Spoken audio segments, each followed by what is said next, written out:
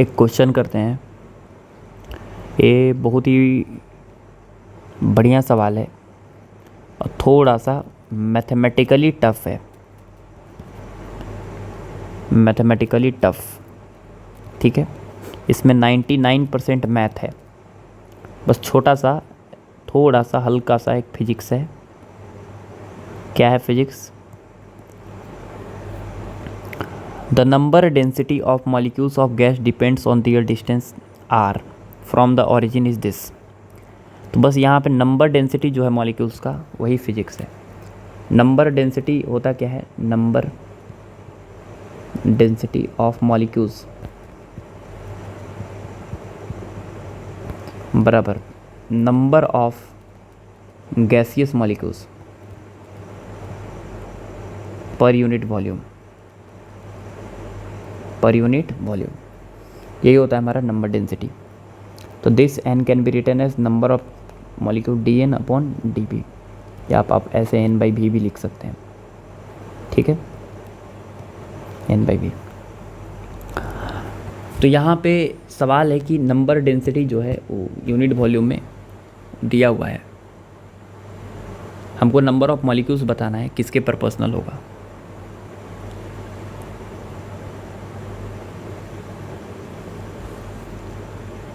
ठीक है, तो नंबर ऑफ मॉलिक्यूल्स किसके प्रोपोर्शनल होगा ये हमको जब निकालना है, तो यहाँ से हम पहले डी एन निकालते हैं। तो डी एन हो जाएगा number of molecules, small number of molecules into N into D V. तो D N is equal to N, N क्या है? ऑफ कोर्स एन नोड है, ई का पावर माइनस अल्फ़ा आर का पावर 4 इंटू डी बी। यहाँ R का power 4 है, समझिए यहाँ पे थोड़ा सा प्रिंटिंग मिस्टेक है। एन नोड ई का पावर माइनस अल्फ़ा आर का पावर 4, तभी तो ये क्वेश्चन थोड़ा सा टफ हो गया,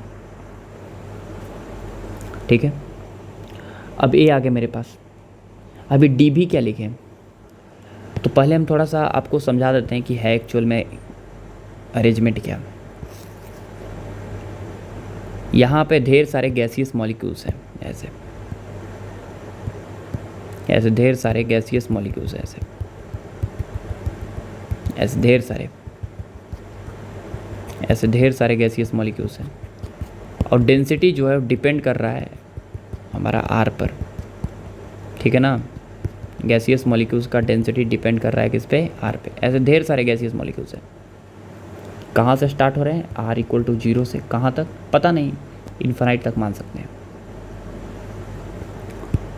तो छोटे से अगर हम वॉल्यूम में डीबी में अगर सपोज अगर हम यहाँ से आर डिस्टेंस दूर जाएं और ऐसे एक स्फीयर कट करें, होलो स्फीयर, छोटा सा स्फीयर अगर हम देखें, ऐसे छोटा सा स्फीयर देखें, तो इस छोटे से स्फीयर के अंदर नंबर ऑफ मॉलिक्यूल्स कितने होंगे? ऑफ कोर्स छोटे से स्फीयर के अंदर number of molecules d n होंगे, ठीक है।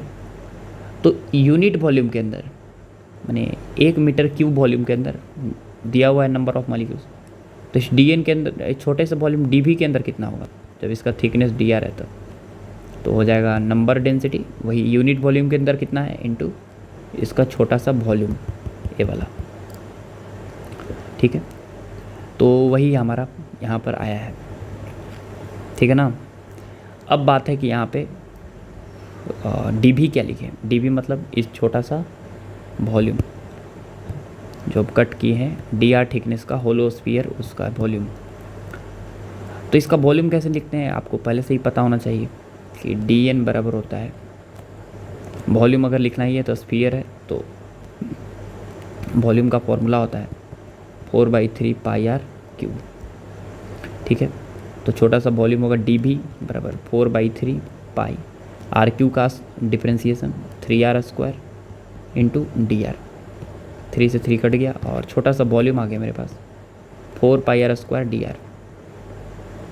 ये आपको पहले से भी पता होना चाहिए कि surface area into thickness, surface area होता है 4πr² into thickness D R. ये छोटा सा वॉल्यूम आ गया, तो D N is equal to आ जाएगा एन नोट ई का पावर माइनस अल्फ़ा आर का power 4 into D V is 4 pi R square D are. तो हमारे पास नंबर ऑफ मॉलिक्यूल्स आ गए डी एन।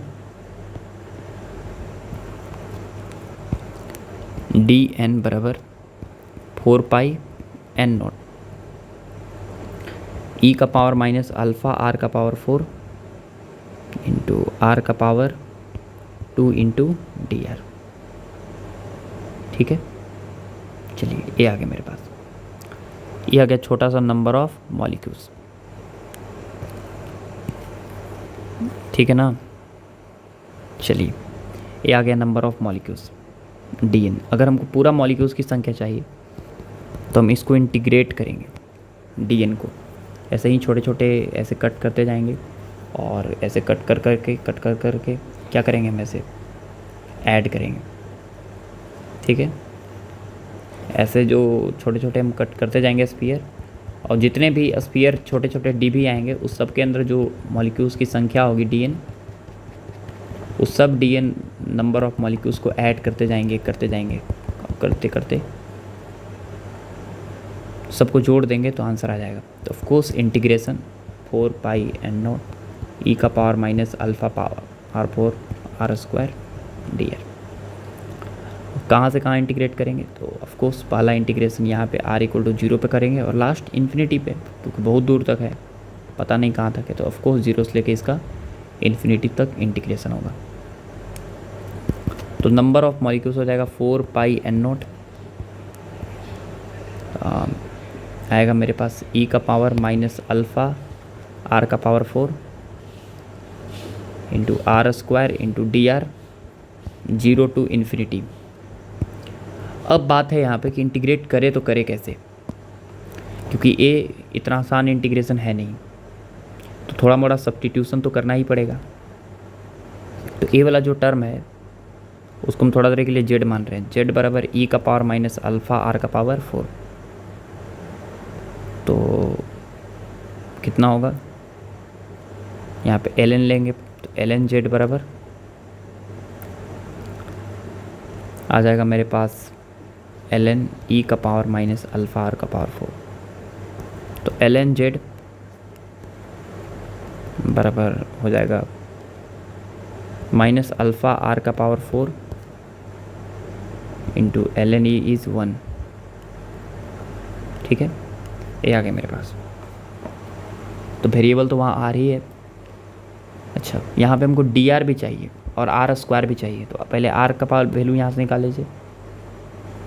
तो आर का वैल्यू हो जाएगा यहाँ पे एल एन जेड माइनस में उसका पावर 1/4 अपॉन अल्फ़ा का पावर 1/4, क्योंकि अल्फ़ा को इसलिए अलग कर दिए क्योंकि यहाँ पे ऑप्शन में देखिए यहाँ पे अल्फ़ा है, इसलिए अलग कर दिए। ठीक है, ये आ गया मेरे पास आर।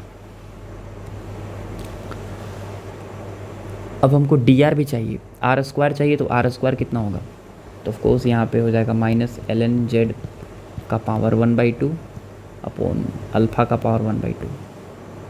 ठीक है, बस डी आर चाहिए, क्या होगा, डी आर क्या होगा। तो डी आर निकालने के लिए हमको डी आर निकालना है। अगर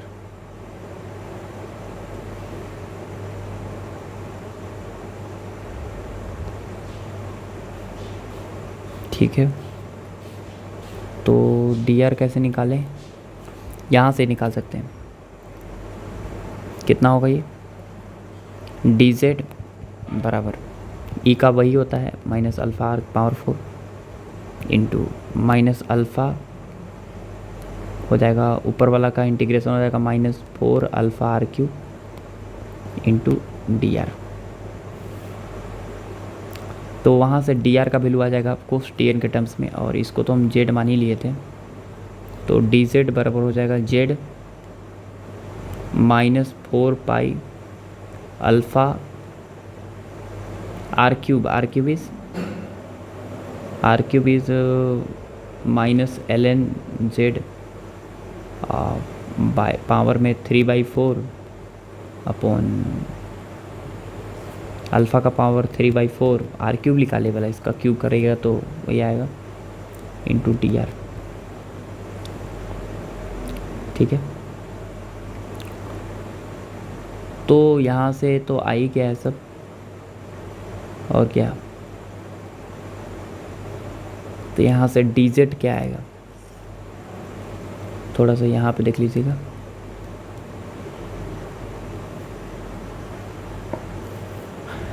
D z equal to -4 pi alpha का पावर -1/4, 1/4 सॉरी 1/4, ठीक है, इंटू -ln/z का पावर 3/4 इंटू डी आर। चलिए तुमको क्या निकालना है, डी आर निकालना है, तो डी आर का वैल्यू आ जाएगा डी जेड, और इसकी जगह जेड था ना, जेड को छूट गया था, ई वाला इसको जेड हम माने थे, तो जेड हो जाएगा D z by Z minus ln/z का पावर 3/4 इंटू 4 पाई आर का पावर, आर नहीं अल्फ़ा का पावर 1/4, ठीक है। तो डी आर का वैल्यू आ जाएगा D z by 4 pi z ln/z का पावर 3/4 इंटू अल्फ़ा का पावर -1/4। डी आर आ गया, डी आर आ गया, और आर स्क्वायर भी सब पता ही है। चलिए तो यहाँ पे एन का वैल्यू आ जाएगा मेरे पास, कितना है एन का वैल्यू, ए वाला है, देखिए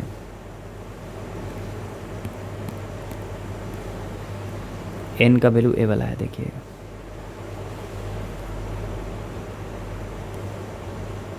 चलिए यहाँ पे कॉपी करते हैं,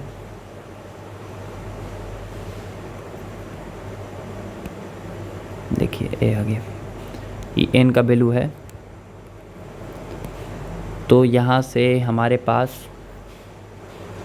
n equal to 4 pi n0, ये हो जाएगा जेड, ये क्या हो जाएगा r square means r square कितना था -ln/z का power 1/2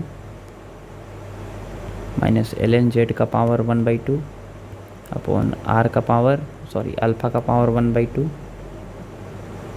into d r is this, ये पूरा है हमारा डी आर, कितना है d z by z by 4 pi z ln/z minus में, उसका पावर माइनस में था 3/4 इंटू अल्फ़ा का पावर -1/4, जीरो से लेकर इन्फिनिटी तक। चलिए इसको सॉल्व करना है थोड़ा सा, तो यहाँ से n इक्वल टू हो जाएगा 4 पाई n0, अल्फ़ा का पावर 1/2, अल्फ़ा का पावर -1/4, ठीक है, और ये तो डी आर हो गया, और सब चीज़ लिख लिया ना।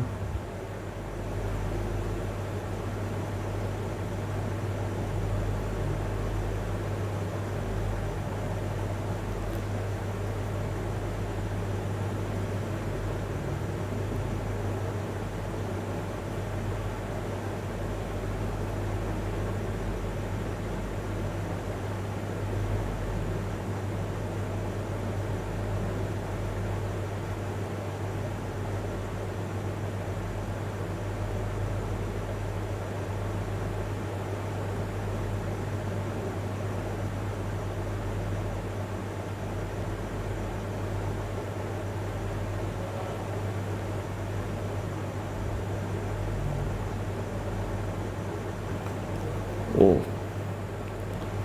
यहाँ पे थोड़ा सा हमें डी आर की जगह नीचे नहीं ऊपर है, ऊपर लिखना चाहिए था, तो डी जेड बाई